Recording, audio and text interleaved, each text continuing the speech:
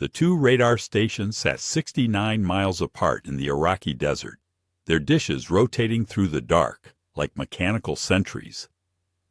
Inside the climate-controlled operations centers, Iraqi Air Defense Force technicians monitored their scopes with the casual confidence of men who'd watched the same green sweeps for months. The AN-TPS-32 and AN-TPS-43 radars formed interlocking fields of coverage, a web of electromagnetic energy that stretched from the Saudi border deep into Iraqi airspace. Nothing flew through this corridor without being painted. Nothing. Senior Lieutenant Khalid al-Samarai checked his watch. 2:34 a.m., January 17, 1991. Another quiet night. The Americans had been threatening war for weeks, but this sector remained silent. The radar returns showed nothing but the usual clutter: ground interference, the occasional bird. Al-Samari sipped his tea and felt the weight of his technical training. The overlapping coverage was textbook Soviet doctrine. Even if one station went down, the other would catch anything trying to sneak through. The system was foolproof. His operators ran status checks every 15 minutes, green across the board. The diesel generators hummed. The cooling systems maintained perfect operating temperature. These weren't crude installations. They represented decades of Soviet air defense evolution, sold to Iraq along with the training to use them properly. Al-Samarai had studied in Moscow. He knew the mathematics of detection. At this range, anything larger than a sparrow would show on his scope. What he didn't know was that 8 AH-64 Apache helicopters were already 12 miles inside his detection envelope, flying at 50 feet above the desert floor. The Apaches moved in two separate four-ship formations, their pilots wearing night vision goggles that turned the moonless desert into a green-tinted landscape of shadows and depth. They'd flown this exact profile 17 times in rehearsal, memorizing every wadi and ridgeline. The lead aircraft, callsign Red Team, flew toward the western radar site. White Team banked east toward the second installation. Between them stretched 69 miles of empty desert and a synchronization requirement that defied conventional helicopter operations. The Apache crews maintained radio silence. Their TADS PNVS targeting systems were already designating their objectives, painting the radar dishes and support buildings with invisible laser energy. In the front seat of each helicopter, co-pilot gunners watched their targeting computers calculate range, windage, and time of flight. The numbers scrolled and updated: 8 kilometers, 7, 6. Back at the western radar site, Al-Samarai noticed his tea had gone cold. He glanced at the clock again. 2:38 a.m. Time for another status check. He reached for his logbook just as his lead operator called out a contact. Faint, low, moving fast. Al-Samarai leaned over the scope. The return flickered and disappeared. Probably a truck on the highway, its metal roof catching the beam at an odd angle. He never saw the second contact, or the third, or the 8 Hellfire missiles that were already in flight, covering the final 3 kilometers at 950 miles per hour, their laser guidance systems riding invisible beams directly to his radar dishes. Al-Samari lifted his head to ask his operator about the contact. Through the reinforced window of the operations center, he saw a flash of light on the horizon, bright yellow-white, impossibly close. In exactly 4 minutes, both radar sites would go dark forever. Task Force Normandy had crossed the border at exactly 2:38 a.m. The timing wasn't arbitrary, it was mathematical destiny.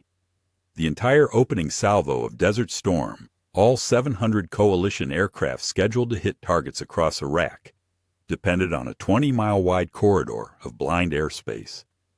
That corridor existed for exactly as long as these 2 radar stations remained operational. Destroy them too early, and Iraqi Air Defense Command would have time to redirect coverage. Destroy them too late, and F-15Es would fly directly into integrated SAM engagement zones with full early warning. The window was 10 seconds wide. Lieutenant Colonel Dick Cody flew lead Apache for Red Team, his night vision goggles rendering the desert in shades of ambient green. Behind him, 3 more Apaches held formation, their rotor downwash kicking up small dust devils that dissipated in the cool January air.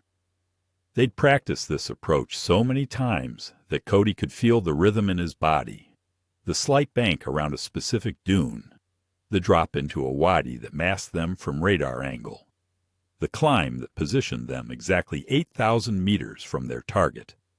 The rehearsals had taken place at a remote range in Saudi Arabia, where engineers had built mock-ups of the Iraqi radar sites based on satellite imagery. For 2 weeks, the Apache crews flew the route at night, firing practice rounds at plywood radar dishes until the timeline became muscle memory. They knew the range to target at every checkpoint. They knew the fuel consumption rates. They knew which pilot would fire first and how long the others would wait. 1.2 seconds between salvos to prevent missile fratricide. Now the mock-ups were real. Cody's TAD system locked onto the actual AN-TPS-32 radar dish, the targeting pipper hovering steady despite the Apache's forward movement. His finger rested on the laser designator. In the back seat, his co-pilot held the missile trigger. They'd fire on Cody's mark, but the mark itself was dictated by a countdown that had started the moment they crossed the border. 69 miles east, White Team approached their target with identical precision. The 2 formations couldn't see each other. Radio silence meant they couldn't coordinate in real time. Everything depended on the navigation systems, the airspeed calculations, and the pilot's ability to fly a profile they'd memorized down to the second. Cody watched his range tick down. 8 kilometers, 7.5. At exactly 6,000 meters, he'd trigger the designator. 3 seconds later, the first Hellfire would launch. The missile would fly for 17 seconds before impact. In that same 17-second window, 7 more Apaches would fire their own Hellfires in precise sequence, and 30mm cannon rounds would follow, walking toward buildings and vehicles and anything that might survive the initial barrage. The mathematics were brutal. Miss by 11 seconds, and 700 aircraft would fly into a firing solution. Cody's targeting computer beeped softly. Range, 6,200 meters. He began the designator trigger squeeze, feeling the Apache vibrate as its systems prepared to transition from hunter to killer. Through his night vision, the radar dish looked peaceful, its rotation steady and oblivious. The Iraqi operators inside had no idea they were being painted by 8 separate laser designators, that the invisible energy bathing their installation was the last warning they'd never receive. The range clicked to 6,000 meters. Cody squeezed. The laser painted solid. His co-pilot fired. The Hellfire kicked free from its rail with a sound like tearing metal, its rocket motor igniting in a brilliant flash that turned Cody's night vision white for half a second. Behind him, Apache 2 fired, then 3, then 4. The first Hellfire impacts the western radar dish at 2:38:17 a.m. The 20-pound warhead detonates on contact, and the dish, a curved surface of metal and precision electronics, disintegrates into shrapnel, moving at supersonic velocity. The explosion is white-hot, bright enough to cast shadows across the desert floor. Senior Lieutenant Al-Samurai feels the concussion through the reinforced walls of the operations center, a bass note thump that makes his chest compress. Then the second missile hits, and the third. Al-Samurai's scope goes dark. Not the flickering dark of a power hiccup, the absolute dark of a system that no longer exists. He spins toward the window and sees his radar installation being systematically erased. Each explosion illuminates the scene in stuttering freeze frames. Debris arcing through the air, the backup generator engulfed in flame, his vehicle pool turned into burning skeletons of metal. The 30mm cannon rounds arrive next. They don't sound like bullets. They sound like an industrial press stamping sheet metal, a rapid-fire thunk, thunk, thunk that walks across the communications building. punching fist-sized holes through concrete and rebar. The rounds are high-explosive incendiary. Each one detonates inside whatever it penetrates. The communications building erupts in a chain of internal explosions, its windows blowing outward in jets of glass and flame.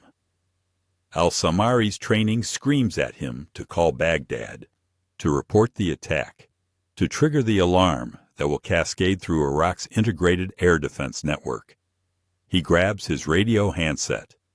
The line is dead. He tries the backup. Dead. The landline. Dead. Every communications link has been cut in the span of 17 seconds. 69 miles east, the Eastern Radar Station experiences the same symphony of destruction. The operators there have no warning beyond what Al-Samari had. A brief flash, then obliteration.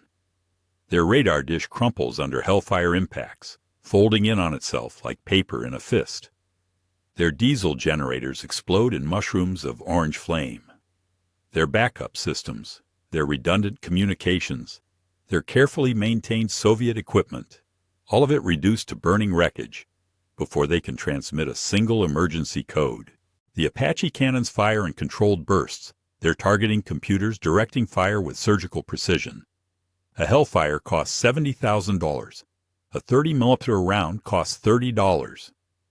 The Apaches use both, matching weapon to target. Missiles for the radar dishes and generators.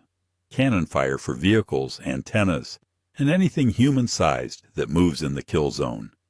The night vision goggles turn the carnage into a video game rendered in green phosphor. Figures running, vehicles exploding, buildings collapsing. In the Western Operations Center, Al-Samari tastes copper in his mouth. The air stinks of burning diesel and melted plastic. Through the smoke, he can see the radar dish, what's left of it, canted at an impossible angle, its feed horn hanging by cables, small fires burning across its surface. The entire attack has lasted less than 30 seconds. His facility is combat ineffective. Every system is destroyed or damaged beyond field repair. He stumbles outside, his ears ringing from overpressure. The desert air hits his face, cool and clean after the smoke. He looks south, toward Saudi Arabia, toward where the attack must have originated. He sees nothing. No aircraft, no gunships, no sign of what just killed his station. The Apache crews have already turned south, racing back toward the border at maximum speed. Their fuel is running low. Their mission is complete. Behind them, 2 radar installations burn in the darkness, sending pillars of black smoke into a sky that Iraq's air defense network can no longer see. In Baghdad, air defense commanders stared at screens that had just gone catastrophically silent. The Integrated Air Defense Operations Center in Baghdad registers the loss at 2:39 a.m. 2 radar stations geographically separated by 69 miles reporting simultaneous communication failures. The duty officer, Colonel Rashid Hamadi, stares at the status board where 2 green indicators have just turned red. His first assumption is technical failure, perhaps a power surge, a blown transformer, some mundane equipment problem that affects multiple sites. He orders technicians to attempt contact through backup channels. The calls go unanswered. He tries the landlines installed specifically for emergencies. Dead air. The microwave relay system that should provide redundant communication shows no signal. Hamadi feels the first cold touch of unease. Simultaneous failures across multiple redundant systems don't happen by accident. His operations staff cycles through explanations. Equipment failure, but both sites underwent maintenance last week. Power outage, but each station has backup generators tested daily. Sandstorm interference, but the meteorological reports show clear skies. Operator error, but these are experienced crews who've run status checks every 15 minutes for months without incident. The timeline is damning. Both stations went dark within seconds of each other. That's not coincidence. That's coordination. But coordination requires an attack.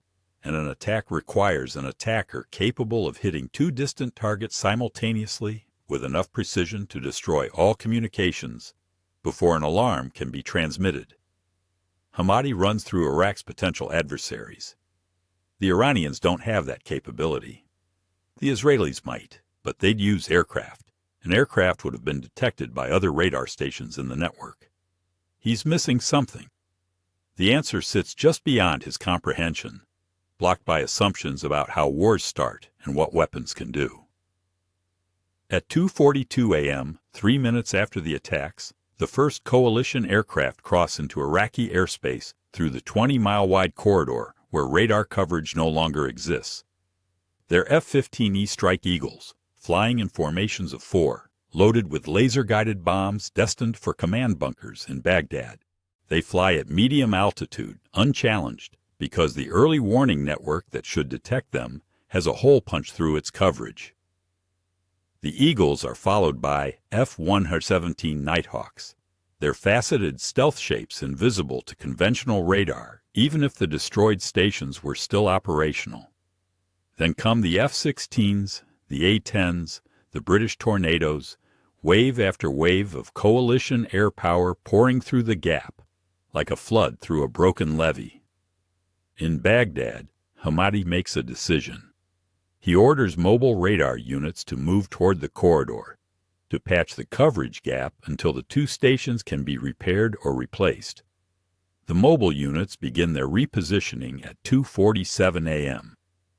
They're heavy vehicles on tracked chassis, capable of maybe 20 miles per hour on good roads. The corridor is 150 miles from Baghdad. They'll arrive in approximately 7 hours. The first bombs hit Baghdad at 2:51 a.m., 12 minutes after Task Force Normandy destroyed the radar stations. Hamadi feels the building shake as precision munitions strike air defense headquarters 3 miles away. His phone rings with reports of explosions across the city. Telecommunications centers, power stations, government buildings. The attacks are coordinated, precise, and overwhelming. He understands now. The radar stations weren't knocked out by equipment failure or accident. They were murdered, deliberately, surgically removed to blind Iraq's early warning network at the exact moment coalition aircraft needed to penetrate. But understanding doesn't help him. The mobile units are still hours away. The corridor remains open, and through that corridor, aircraft continue to pour. By the time they understood what happened, 200 aircraft were already over Baghdad. The AH-64 Apache was born from failure. In Vietnam, American helicopters flew into landing zones and died, shot down by small arms fire, RPGs, and anti-aircraft guns that turned thin aluminum airframes into falling torches. The Army needed something that could survive, something that could fight back, something that could hunt at night in terrain where fixed-wing aircraft couldn't operate. What they got was a machine that redefined rotary wing warfare. The Apache is a flying tank wrapped around a weapons system. Its fuselage is armored to withstand 23mm cannon fire. Its rotor blades can survive direct hits and keep turning. Its redundant systems mean that losing hydraulics or electronics doesn't mean losing the aircraft.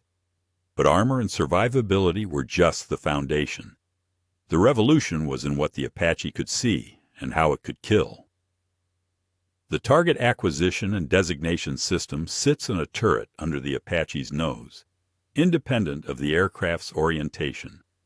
While the helicopter flies nap of the earth, hugging terrain at 50 feet, the TADS looks over ridgelines and hills, using thermal imaging to spot targets in total darkness. The system can detect a tank at 8 kilometers, 5 miles, and designate it for destruction without the Apache ever exposing itself to return fire. The pilot's helmet is slave to the turret. Where the pilot looks, the TADS looks. It's neurological targeting made mechanical.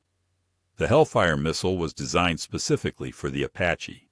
Laser-guided, fire-and-forget capable, with enough kinetic energy to punch through reactive armor. The missile doesn't just hit, it hunts. The seeker head follows the laser reflection, making micro-adjustments in flight. compensating for wind and target movement. Lock the laser on a tank's turret, and the Hellfire will hit the turret even if the tank is moving at 40 miles per hour. But Task Force Normandy revealed something deeper. The Apache wasn't just a gunship. It was a precision strike platform capable of strategic missions. 8 helicopters, operating in complete radio silence, navigating by dead reckoning and GPS, hitting 2 targets 69 miles apart within a 10-second window. That kind of coordination required computers that could calculate time of flight to the millisecond, navigation systems accurate to within meters, and pilots trained to fly profiles that allowed zero margin for error. The Soviets had spent 15 years building their export air defense networks around a central assumption. Helicopters were tactical assets. They provided close air support, attacked armored columns, screened advancing forces. They didn't conduct deep strategic strikes. They didn't have the range, the navigation capability, or the weapons precision.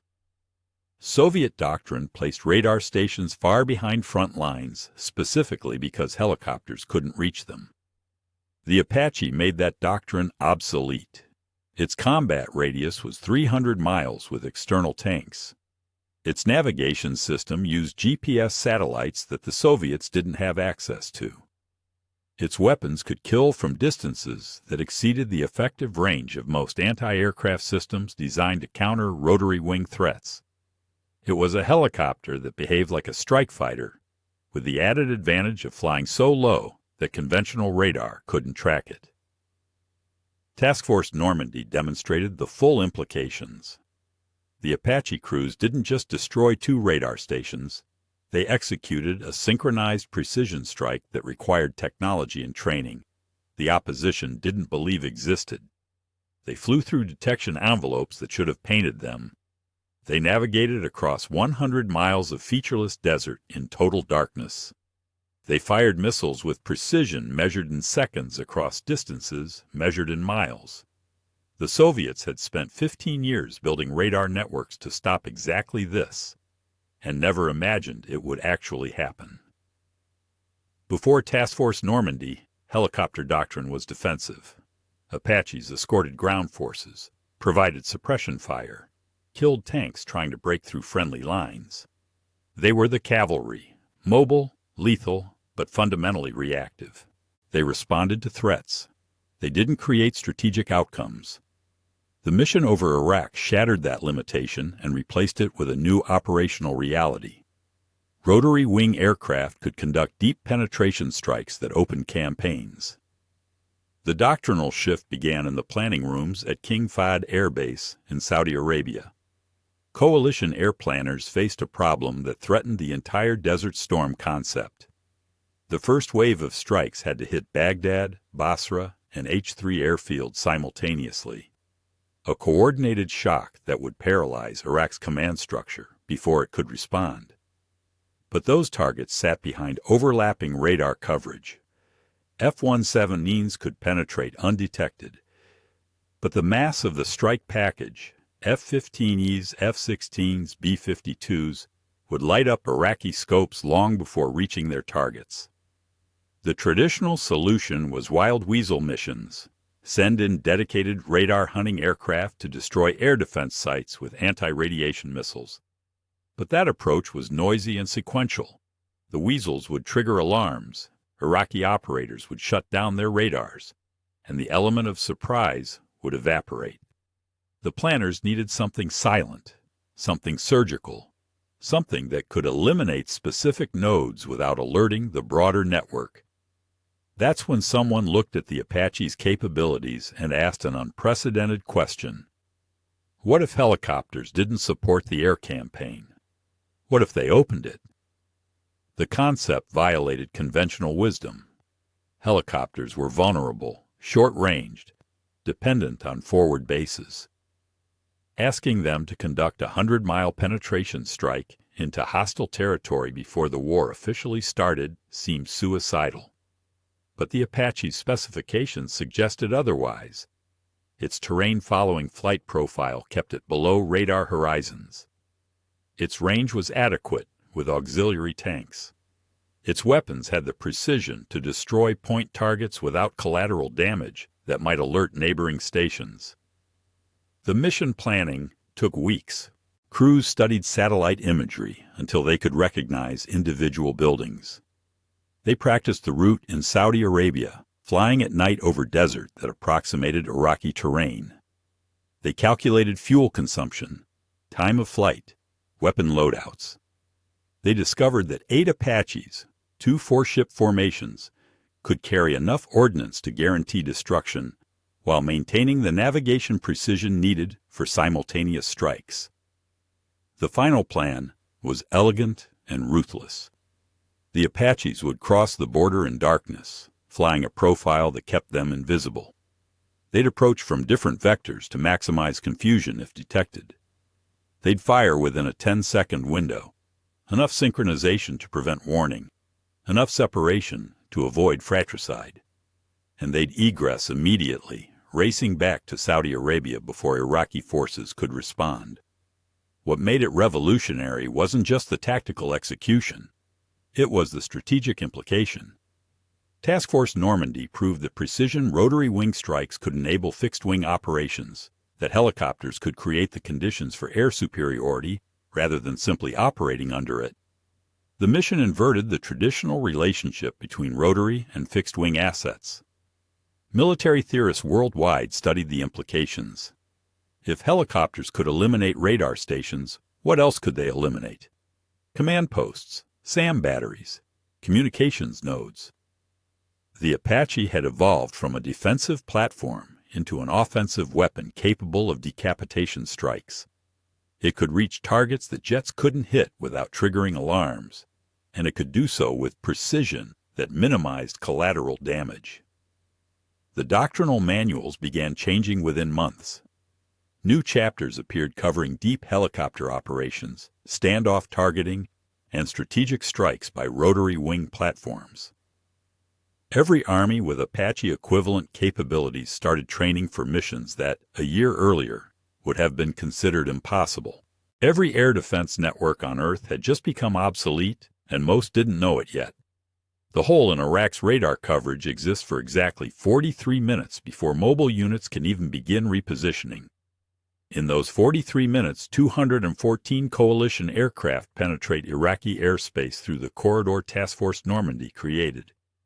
They fly in streams, stacked at different altitudes, their navigation systems guided by GPS coordinates that route them through the exact center of the blind spot. The integrated air defense system, designed by Soviet engineers to create overlapping fields of fire with no gaps, has a gap 20 miles wide and 150 miles deep. Colonel Hamadi watches his status board fill with red indicators. Air defense batteries across Baghdad report aircraft overhead, but can't explain how they arrived undetected. The mathematical impossibility haunts him. Coalition jets shouldn't be over the capital without triggering early warning radar. The network architecture prevents it. Yet his operators report F-15s, F-16s, and aircraft they can't identify executing attack runs on high-value targets with no advance warning. He orders SAM batteries to engage. The SA-2 and SA-3 missiles launch, their rocket motors painting bright lines across the night sky. Some find targets. Coalition aircraft light up with radar warning receivers and deploy chaff, breaking locks. But most missiles chase ghosts, their guidance systems confused by electronic warfare pods that the Iraqis didn't know existed. The Americans have been studying Soviet air defense systems for decades, mapping their frequencies, understanding their limitations. Every SAM site that activates becomes a beacon for anti-radiation missiles that arrive seconds later. The cascading failures accelerate. Without early warning radar, Iraqi fighters can't intercept at distance. They scramble from airfields, climbing toward threats they can only guess at, and find themselves flying into combat air patrols of F-15Cs that have been waiting at altitude with beyond visual range missiles.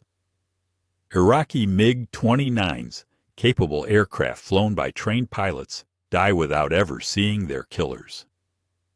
American AWACS aircraft coordinate the massacre from standoff positions, directing fighters toward threats, creating a three-dimensional picture of the battle space that the Iraqis can't match.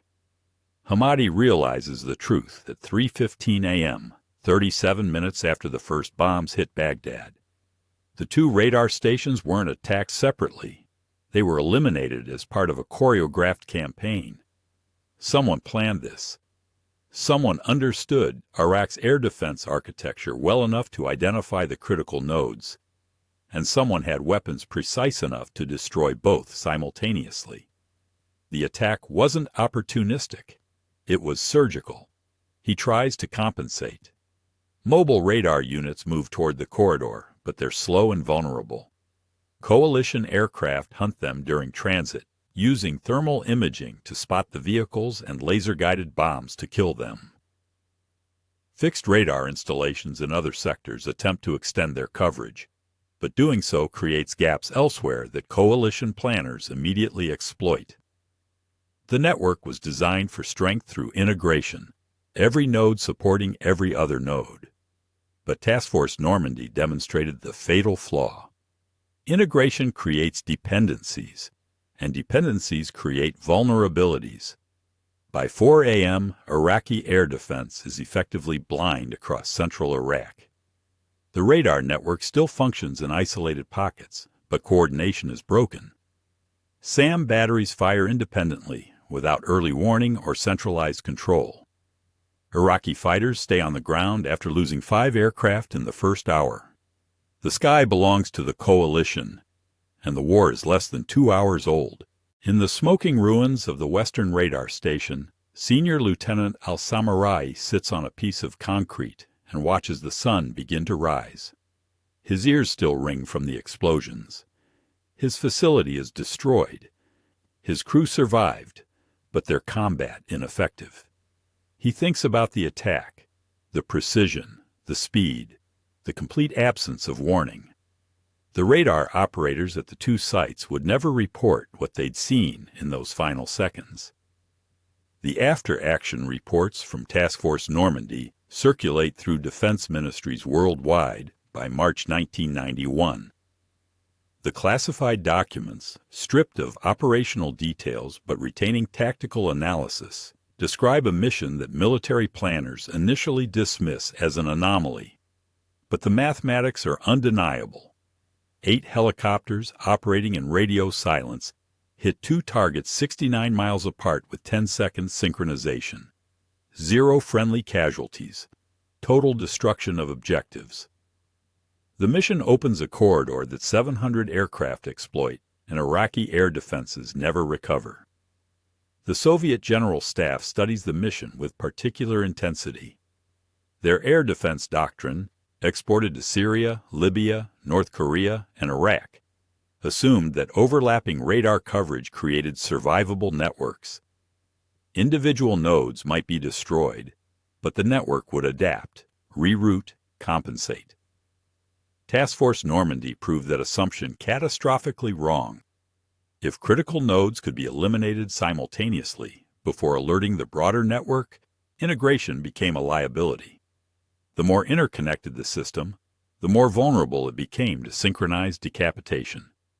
Defense contractors from Israel to France began developing counter-tactics. New radar systems with faster alert protocols. SAM batteries designed for rapid displacement after activation. Decoy installations to dilute targeting. But all the improvements address symptoms, not the core problem. Precision rotary wing strikes operate below the engagement envelope that conventional air defense was designed to counter. The Apache flies too low for long-range radar, too fast for visual acquisition, and carries weapons that outrange point defense systems. The doctrinal impact spreads beyond air defense. Army commanders worldwide realize their rear areas, previously considered safe from direct attack, are now vulnerable to deep helicopter strikes. Headquarters units, logistics hubs, communication centers, artillery positions, all the infrastructure that enables conventional warfare, exist within Apache combat radius. And unlike jet aircraft that must penetrate continuously, Helicopters can hide in terrain, wait for optimal engagement windows, and strike with precision that leaves minimal warning. China's People's Liberation Army conducts war games throughout 1992 and 1993, attempting to develop tactics that counter the Apache threat. They discover that traditional solutions don't work. Spreading out facilities increases logistical burden without reducing vulnerability. Hardening structures against Hellfire missiles requires bunker-level construction that's prohibitively expensive for rear-area installations. Mobile assets can relocate, but they're vulnerable during movement and must eventually stop to perform their functions. The real lesson emerges slowly, buried in classified assessments. Task Force Normandy demonstrated that modern warfare had entered an era where precision matters more than mass. 8 helicopters accomplished what would have required 100 aircraft a decade earlier, and they did it without alerting defenses or suffering losses. The mission was a proof of concept for network-centric warfare. The idea that information dominance and synchronized operations could achieve strategic effects with minimal force. By 1995, every major military force is training helicopter crews for deep strike missions. The Russians developed the KO-A-50, attempting to match Apache capabilities. The Europeans consortium around the Tiger attack helicopter. China accelerates its Z-10 program. But the training requirements proved daunting. Task Force Normandy crews rehearsed for 2 weeks, flying the exact profile repeatedly until timing became instinctual. That level of preparation requires simulators, training ranges, and most critically, doctrine that treats helicopters as strategic assets rather than tactical support. The full mission parameters remain classified until 2001, when the U.S. Army releases details about navigation systems and weapons coordination. The revelation is technical, but profound. The Apaches use differential GPS, a system that provides positioning accuracy within 3 meters. Combined with mission computers that calculated time of flight and coordinated firing sequences, the technology enabled synchronization that human pilots alone couldn't achieve. But the full technical details of how 8 helicopters achieved 10-second synchronization wouldn't be declassified for another decade. Task Force Normandy fired 27 Hellfire missiles and 4,000 rounds of 30mm ammunition in the opening seconds of Desert Storm. The attack lasted 4 minutes from first missile impact to final cannon burst. In those 4 minutes, the crews destroyed 2 radar stations, killed their backup power systems, severed all communications links, and created a corridor of blind airspace that remained open for the critical first hours of the air campaign. The Iraqi operators at both sites never transmitted a warning. They never triggered alarms. They simply ceased to exist as functional nodes in the integrated air defense network. The mission's elegance was its mathematics. Coalition planners needed both radar stations destroyed within seconds of each other, not minutes, not even a single minute, but seconds. Any delay would allow the surviving station to alert Baghdad, triggering a network-wide response that would compromise the entire opening strike. The 10-second firing window wasn't arbitrary caution. It was the maximum acceptable synchronization error based on Iraqi communication protocols and response times. Miss that window, and the strategic surprise evaporates. The Apache crews hit it perfectly. Red Team engaged at 2:38:03 a.m. White Team engaged at 2:38:11 a.m. 8 seconds of separation across 69 miles of desert. The precision required navigation systems accurate to within meters, weapons computers that calculated time of flight accounting for altitude and temperature, and pilots who could execute rehearsed profiles in total darkness without deviation. Every element had to function flawlessly. One navigation error, one weapons malfunction, one pilot mistake, and the mission fails. It didn't fail. The radar stations burned. The corridor opened. 700 aircraft poured through. And when military historians later analyzed Desert Storm's opening hours, they identified Task Force Normandy as the hinge moment, the operation that transformed a plan into reality. that converted theoretical air superiority into actual dominance over Iraqi skies. The tombstone statement came from General Norman Schwarzkopf during post-war briefings. Task Force Normandy opened the door. Everything else followed. He was right. The F-117 strikes on Baghdad, the Tomahawk missile salvos, the strategic bombing campaign, all of it depended on coalition aircraft penetrating Iraqi airspace without triggering early warning. The Apaches made that possible. 8 helicopters flown by fewer than 20 men created the conditions for a campaign that involved 500,000 personnel. The Iraqi air defense network never recovered from those first 4 minutes. Mobile units tried to patch coverage, but they were too slow, too vulnerable, and too late. By the time Colonel Hamadi understood what happened, the strategic initiative had already shifted irreversibly. His integrated network, designed for resilience through redundancy, collapsed because its critical nodes were eliminated before the network could respond. The architecture that was supposed to guarantee survival became the mechanism of defeat. Task Force Normandy's legacy extends beyond Desert Storm. The mission proved that precision rotary wing operations could achieve strategic effects. The technology had evolved to enable capabilities that doctrine hadn't imagined, and that modern warfare rewards synchronization over mass. 8 helicopters accomplished what would have required wing-strength formations in previous wars, and they did it cleaner, faster, and with 0 friendly losses. Senior Lieutenant al-Samarai survived the attack and was captured 3 days later when coalition ground forces overran his position. In debriefings, he described the 17 seconds when his world disintegrated, the impossibility of it, the precision, the totality of destruction. His testimony matched reports from the Eastern Site. Both crews experienced the same sequence: brief confusion, then overwhelming violence, then silence. The Iraqi radar operators had been right about one thing: their border was invisible to penetrate.